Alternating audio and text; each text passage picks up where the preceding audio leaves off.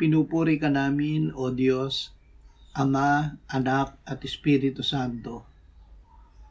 Salamat, Ama, na ibinigay mo sa amin si Jesus na iyong anak, na namatay para sa aming kasalanan, iyong muling binuhay, iniakyat at iniluklok sa iyong kanan sa langit.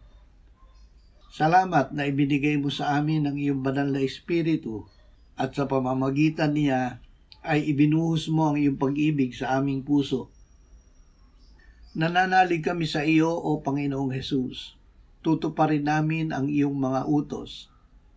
Mag-iibigan kami sa isa't isa gaya ng pag-ibig mo sa amin.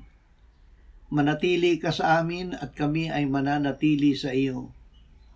O Espiritu Santo, bigyan mo kaming lagi ng kamalayan na ang Ama at ang Anak ay kasama namin at nananatili sa amin sa pamamagitan mo.